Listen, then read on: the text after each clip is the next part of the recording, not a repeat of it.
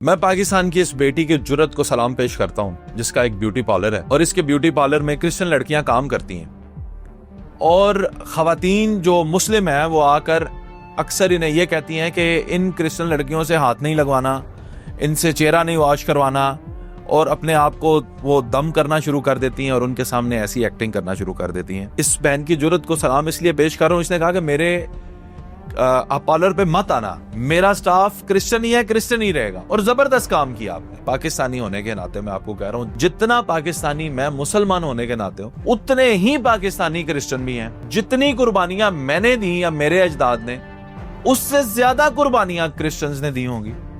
तो आपको तकलीफ क्या है जी आखिर क्रिश्चियन होने से? और फिर मुझे एक बात बताएं कि क्या हमारा मजहब हमें यह बताता है जो दूसरे मज़ाहिब के लोग हैं आप उनको टच नहीं कर सकते? आप ये क्या तासुर देना चाहते हैं? आप उनके साथ बैठ नहीं सकते, वो आप उनसे सलाम ना लें, ये कैसा तासुर आप दे रहे हैं?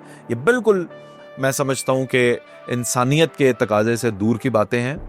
और इसका मतलब तो ये है कि वो सारी खवातीन इतनी पारसा हैं कि वो तो किसी आला दर्जे पर हैं इंसानियत के भी। उनको तो फिर चाहिए कि वो दुनिया में किसी और से सलाम ही ना लें, देखे ही ना किसी को।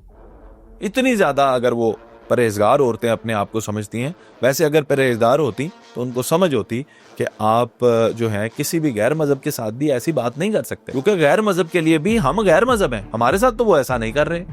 अगर हमें ये राइट है कि हम अगर ये समझते हैं, राइट है नहीं, अगर हम ये समझते हैं कि जो क्रिश्चियन है उनको हमने हाथ नहीं लगाना, क्रिश्चियन है उनके साथ मिलना नहीं है, तो फिर क्रिश्चियन को भी ये राइट दें कि वो कहेगा मैंने मुसलमान को हाथ नहीं लगाना, मैं मुसलमान से मिलूंगा नहीं। अगर क्रिश्चियन ने ये कह दिया तो फिर क्या होगा आप जानते हैं ना।